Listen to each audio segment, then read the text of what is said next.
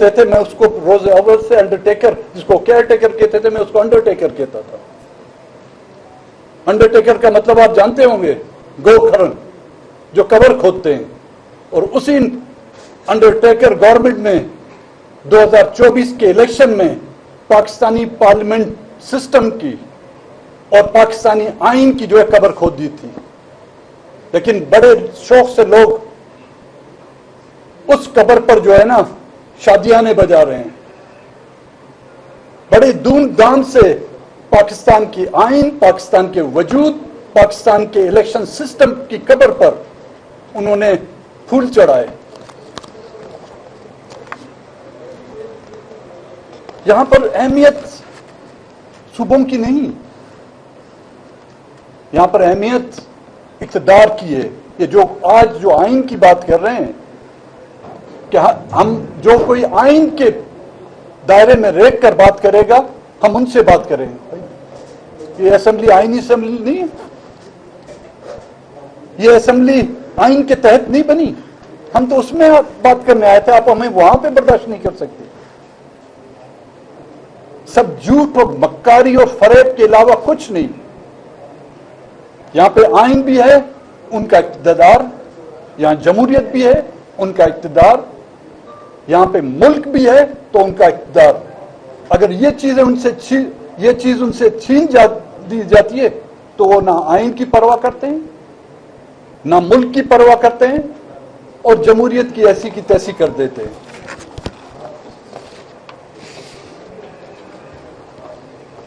Epics committee की meeting कोयटे में बुलाएगी, हमें दावत दी गई थी। अब हैरानगी इस बात की है कि 75 सालों में जो बात हम उनको समझा ना सके, इस पार्लियामेंट में 2018 से मैं उसका रुकन हूं। मुझसे पहले भी कई बलूचिस्तान से लोग आए, उन्होंने भी यहां पर उनको समझाने की कोशिश की। 75 सालों में हम आपको वो समझा ना सके, या तो फिर हमारे समझाने का तरीका ठीक नहीं, या फिर आप अकल से जो है अय्यार निकले हुए हैं। कई मैंने उन बातों की निशानदेही जो आज बलूचिस्तान के हालात हैं, कई साल पहले उनकी निशानदेही की थी कि जी बलूचिस्तान जल रहा है, लेकिन नेहरू मियां जो है यहां पे बांसुरियां बजाते थे। मैं कह रहा था बलूचिस्तान आपके हाथ से निकल रहा है, लेकिन किसी को कोई परवाह नहीं। मैं खुद तकरीर तो मैं बड़ी लंबी चौड़ी करने के लिए आया था, अभी तकरीर का वक्त नहीं है। खुद इस रियासत से, इस रियासत के इदारों से, यहां की पॉलिटिकल पार्टियां चाहे जो भी हो, जो आज अपोजिशन में हैं या जो इक़्तिदार में हैं, या कल जो अपोजिशन में थी आज इक़्तिदार में हैं, मैं मायूसी के उस हद तक अब पहुंच चुका हूं। चाहे इस मुल्क का आइन,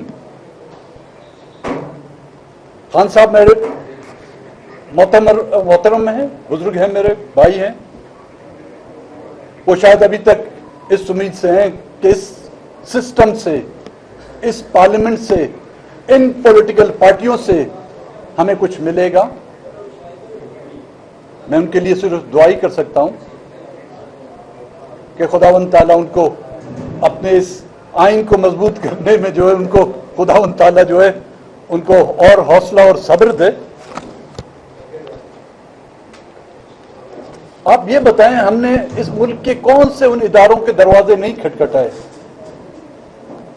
अदलिया के दरवाजे हमने खटखटाए, पार्लियामेंट के दरवाजे हमने खटखटाए, हुकूमतों की दहलीज तक हम गए, एस्टेब्लिशमेंट को समझाने की हमने कोशिश की, मीडिया पे बात हमने करने की कोशिश की, एहतजाज हमने किए, हड़तालें हमने की, जलसे जुलूस हमने किए, लेकिन किसी को समझने की ज़हमत ही नहीं की। तो हमारे पास अब रास्ता कौन सा बच जाता है? कौन सा रास्ता हम अपनाएं? आइन हमारा बनाया नहीं, आप लोगों का बनाया हुआ था। آپ نے ہمیں بیلا اڑسا کر اس بات کی تسلی دی کہ یہ آئین جو ہے آپ کا گارنٹر ہوگا. ہم اس خوش فہمی میں رہے اور جس کے نتیجے میں جو آئین کے بنانے والد تھے, جو خالق تھے, وہ نہ اس آئین کو بچا سکے نہ اپنے آپ کو بچا سکے.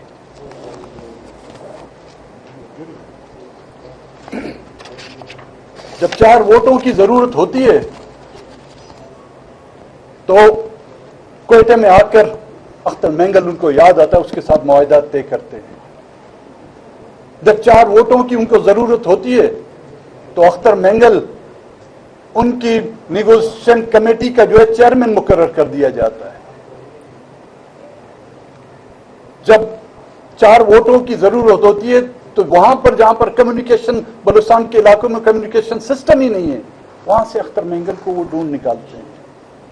جب ضرورت ہوتی ہے تو خان صاحب کو جو ہے نا تحفظ آئین پاکستان کا جو ہے چیئرمین بھی بنا دیتے ہیں.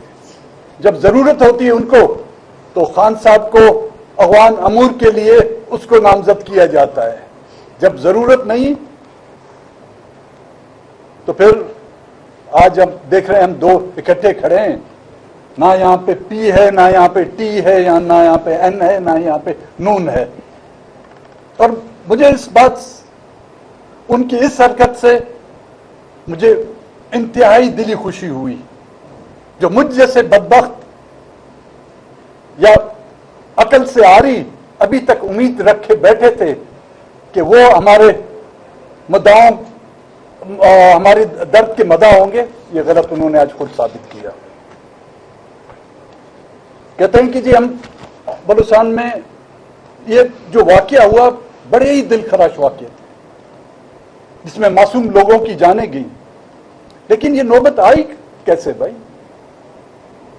میں نے اس وقت 2022 کے الیکشن میں کہا تھا کہ جو نفرت کے بیج آپ لوگ بول رہے ہیں وہ اس حد تک آگے جا رہی ہے, پھر ہم اس کو کنٹرول نہیں کر سکیں گے. اور آج وہ وقت آ گیا ہے. اب بلوچستان میں آپ پھر ایک ملٹری آپریشن, پہلے والا ملٹری آپریشن آپ نے ختم کب کیا تھا؟ آپ یہاں پر میڈیا کے لوگ بیٹھے ہوئے ہیں.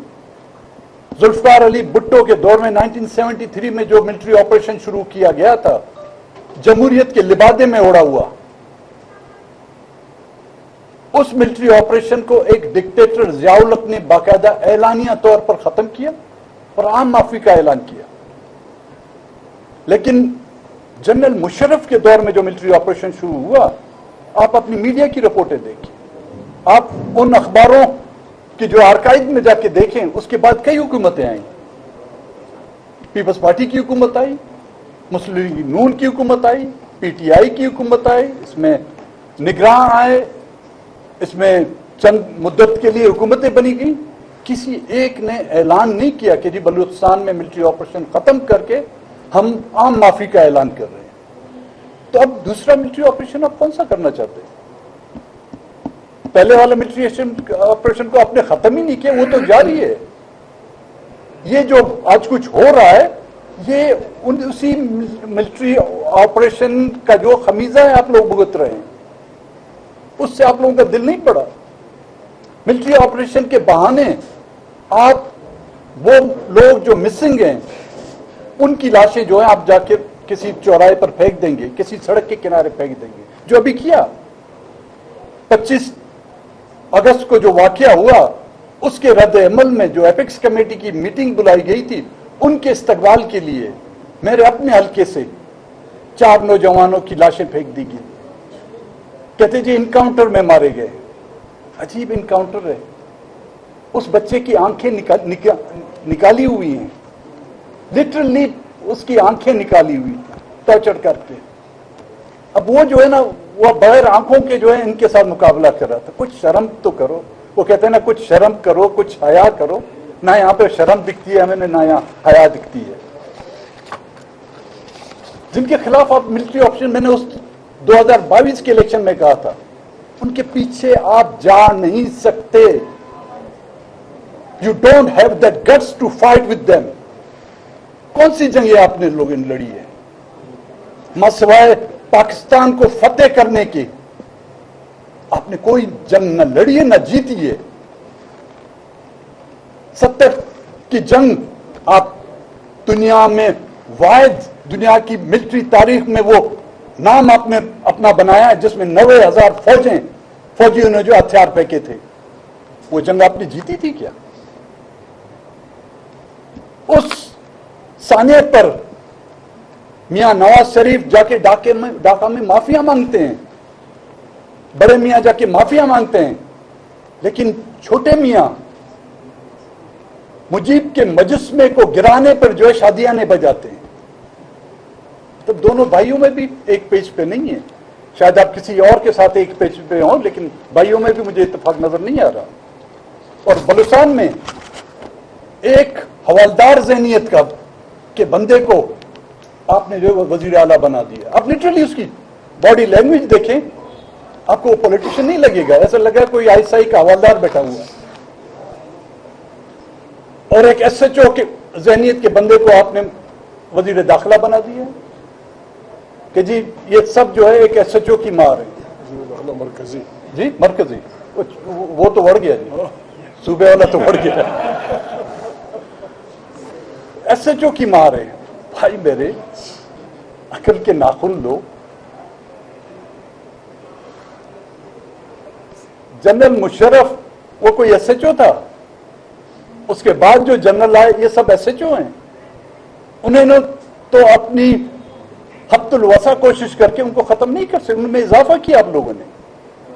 آپ کے غلط فیصلوں کی وجہ سے آج بلوچستان میں انسرجنسی جو کبھی کسی ایک ڈسٹرکٹ یا ایک علاقے میں تھی آج پورے بلوچستان میں پھیل چکی ہے. اور مجھے یہ پتا ہے دونوں جو سیاسی پارٹیاں جو جمہوریت کے دعوے دار ہیں, چاہے پیپلز پارٹی ہو چاہے مسلم لیگ ہو, وہ ان کو اپنا سمجھتی ہیں کہ جی وزیر اعلیٰ ہمارا ہے, ایک کہتے ہیں وہ وزیر داخلہ ہمارا ہے. ان کو بھی پتا ہے یہ ان کے نہیں, لیکن دل کو خوش رکھنے کے لیے غالب یہ خیال اچھا ہے. ان کا اگر سیاسی ڈی این اے ٹیسٹ کیا جائے, سیاسی ڈی این اے ٹیسٹ, سیاسی ڈی این اے ٹیسٹ ان دونوں حضرات کا کیا جائے تو آپ کو اس میں سے جو ہے نا کافی پرانے اور نئے جو ہے نا ان کی وراثت کے جو ہے سیاسی وراثت کے آپ کو نشانیاں ملیں گی.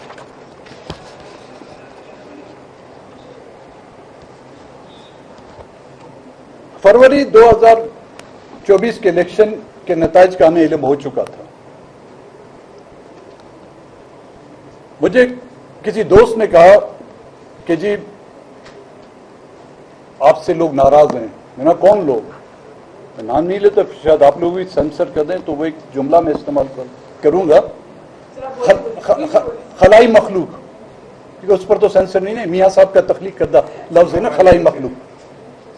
خلائی مخلوق آپ سے ناراض ہیں. تو میں نے بولا بھائی کیوں, کیا گناہ کیا میں نے؟ کہتا ہے آپ سخت تقریریں کرتے ہیں.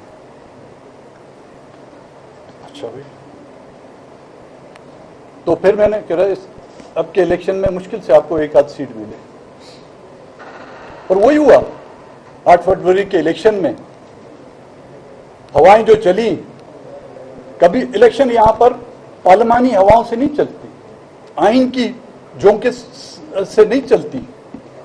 یہاں پہ کبھی فیض آباد کی سخت یخ سردیوں سے چلتی ہیں, تو کبھی فیصل آباد کی لو کے حوالے سے جو یہاں پہ الیکشن کے نتائج مرتب کیے جاتے ہیں. آپ سمجھے ہوں گے فیض آباد اور فیصل آباد.